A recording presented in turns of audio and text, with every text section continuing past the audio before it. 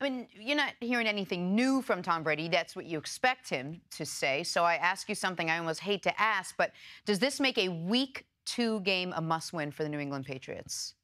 Well, we tried to create a storyline in week number 1 that's, say, the Cowboys, especially with Zeke not knowing what his future was, that potentially that could be a must-win. We typically don't hear that in the NFL. So now we have the defending Super Bowl champs, 5-time Super Bowl champs, losing at home to Kansas City in a way that we're not used to them losing a lead, making a bunch of mistakes. Tom Brady not playing well.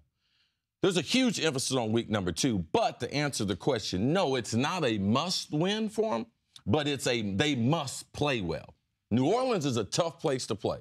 Last time they went down there, I think New Orleans gave it to them, gave them the business. So they still need Tom Brady to play well. So I can accept a loss and don't believe this is a must-win situation for them, but it's a must for Tom Brady because, Nick, you're way ahead of the curve on this. You're saying that 40, eventually, the floor is going to drop off, and it happens very, very quick. So all eyes on Tom Brady. They can lose, but Tom Brady must look like himself in week number 2 in New Orleans.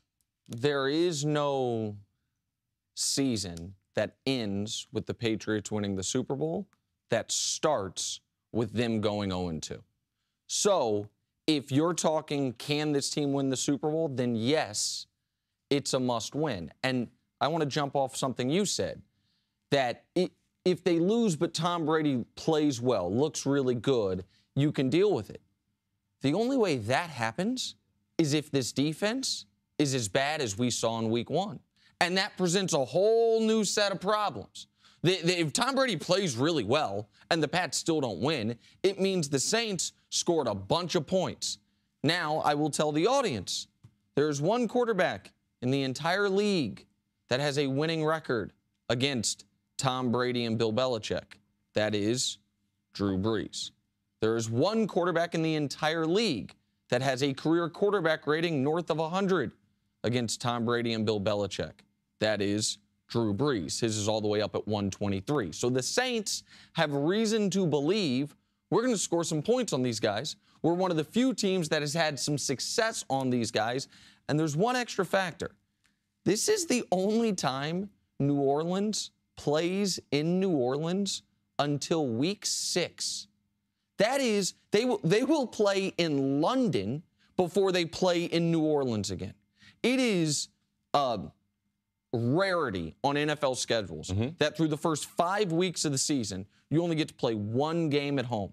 They already had, you add to it the fact that the Patriots get the long week coming off a Thursday night game. The Saints get the extra short week coming off the Monday night game. And on the road. Right. They traveled for Monday night back to New Orleans. So the Saints recognize the importance of this game. Now, I do not think the Saints are a good football team. I think that they are the typical Saints football team, which is prolific offense. Brees will probably throw for 5,000, but the defense will be so bad it will prevent them from being a good team, which is why I go back to, yeah, the Patriots have to win this game because you're not playing one of the 5 best, 10 best, one of the 15 best teams in football. So you better go to New Orleans and win this game if you are the team that Vegas says is the odds-on favorite to still win the Super Bowl. Well, besides Tom Brady, what else has to work much better than last week for this team to win, this Patriots team? Well, number one, they got to get a pass rush. Dante Hightower, they've moved him maybe to a defensive end, outside linebacker, missed some time practice this week because of a knee.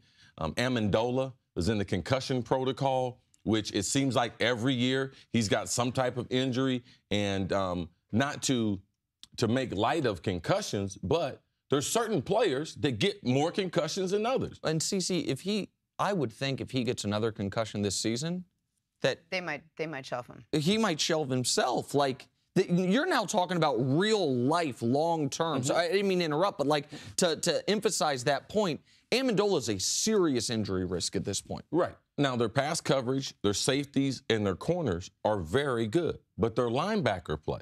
So pass rush and linebacker play, and linebackers in pass coverage. Their thing is, what does Sean Payton do to attack these linebackers? We saw the stare down between him and Adrian Peterson. He's got 3 running backs. How can he utilize them and get matchups that are favorable to Drew Brees? So that's going to be a New England problem going forward, their linebackers in pass coverage. Well, do we know if Hightower's playing or not? Hightower's supposed to play. I mean, Okay. I guess we won't. With the Patriots, you never really know Like, until literally the Sunday. game But starts. he certainly hasn't been ruled out. Going 0-2 here would be uncharted water for the Pats. They've never started 0-2 since Brady and Belichick have been together. They have not been 2 games under 500 at any point in the season since week 5 of 2001. That was the year Drew Bledsoe was the starter at the beginning of the season until Mo Lewis took him out. There is no precedent for the season starting at 0-2 for the Pats. And this is a stat everyone's going to hear this week because it's a relevant one. Since they expanded the playoffs in 1990, under the current playoff format, 88% of teams that start 0-2 miss the playoffs. Since they expanded the format, in the last 10 years, only 1 team to start 0-2 has gotten a bye in the playoffs. The 2013 Panthers, who were 12-4. It's the only team. And the bye is important for New England. It means home field. It means everyone's got to come through Gillette. And it means at that point, nearly 41-year-old Tom Brady has 1 fewer playoff game. Right, and they haven't won a Super Bowl unless they had home field, right? I don't think they've won a Super Bowl without a bye at least not since 01. But they might have had they might have had a bye in 01. Okay. Certainly not in the last 10, 15 years. Right, but the thing to me that puts it over the top to not make it a must-win in week number 2 is how they finish the season. All these coaches are like, oh, we're week to week, we're on to the next game. No, they finished the season like this. At Buffalo, at Miami, now at Pittsburgh's the tough game, but then they have the Bills and the Jets. So they have 4 of their final 5 games against the AFC East for which they've dominated. So this schedule would allow them to recover, and no team deals with adversity like New England. So it's not a must-win in week number 2, but it is a must that the captain, number 12, that he gets back on track. Hey, go ahead, Jenna. I was going to say, normally when you hear about a team that struggles, a team that's touted to be really good and they struggle in week 1, the team comes out and says, we're fine, we're looking ahead, everything's going to be okay. You don't always believe them. You think there's a lot of fighting going on inside or a lot of stress or a lot of moving pegs around. But for some reason with this team, I have to ask, are we more panicked than they are, or are they more panicked than we are? I don't think the Patriots are panicking. I think the Patriots have a sense of supreme earned confidence. Yeah, I believe them when they say they're going to get back on track. But the Patriots are also led by 2 of the smartest people in football, Brady and Belichick, and 2 students of the game.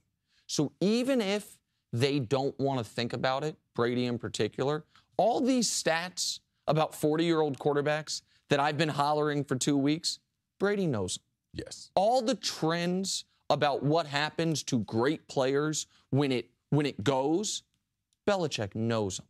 Those guys know better than anybody when they went back and watched the film from their first playoff game last year against the Houston Texans. I guarantee you they were in that film room, maybe not saying out loud, but saying to themselves, ooh, we are lucky Brock Osweiler was on the other side of that field because we did not play well. They know how poorly they played to start the Super Bowl. And now they also know, to speak to your point about the defense, the last quarter of football this defense played, it gave up 3 touchdowns against an offense that no one thought was going to be prolific and high scoring. And now you're going to New Orleans in the Dome. So for all those reasons, I don't think they're panicked, Jenna, but they know that there is some writing on the wall. They're just trying to erase it. There's no panic in New England. Last year, they started the season with Tom Brady being suspended. They adjust better to adversity, roster changes, changes in the rules than anyone in the game. And we have to give them benefit of the doubt. They will fix their defense. They will get Tom Brady with a high percentage of completions this week against New Orleans. And all they're concerned about is this week. They do it better than anyone we've seen do it in this business. So that is the thing that will supersede everything in the locker room. Supreme confidence in why we've done this before. Patriots and Saints on Monday night. It's not like anyone will be watching or anything. Thanks for watching. Subscribe here to get the latest from the show. Also, be sure to check out more of the best clips from First Things First, or go watch a few segments from our other shows on FS1.